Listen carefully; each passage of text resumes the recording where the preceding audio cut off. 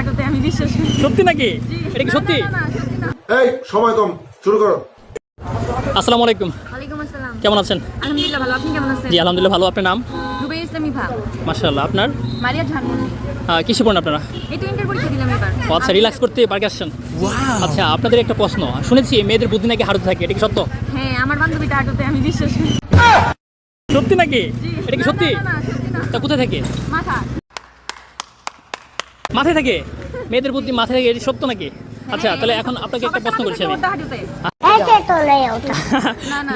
আপনিও বলছেন মাথায় থাকে, জি। তো প্রশ্নটা হচ্ছে আপনার জন্য যে আপনার বয়স যখন 30 বছর, তখন আপনার ছোট ভাইয়ের বয়স হচ্ছে আপনার বয়সের হাফ, তাহলে তার বয়স কত?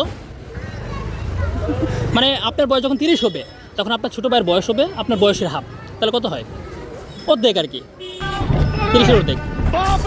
মানে নর্মালি বলেন 15 হয় না? 15 তো হবে না। আমি এটা নর্মালি অ্যাক্স করছি। আপনার বয়স যখন 30 হবে, যখন আপনার বয়সের হাফ হচ্ছে আপনার ছোট ভাইয়ের বয়স, তাহলে 15। তাহলে এখন প্রশ্নটা হচ্ছে মূল, যখন আপনার বয়স 50 হবে, তখন আপনার ছোট ভাইয়ের বয়স কত হবে? রাজাজি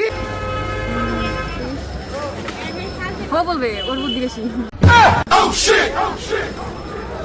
ক্লেভার ভাবছিস অনেক। কত? 25? আপনি কি একমত তার সাথে? শিওর নিয়ে নেবো। তো সুপ্রিয় দর্শক, আপনারা অবশ্যই কমেন্ট বক্সে জানিয়ে দিবেন আপুদের উত্তর কি সঠিক হয়েছে কিনা। আমার ভুল হয়েছে হ্যাঁ আপনাদেরকে অসংখ্য ধন্যবাদ।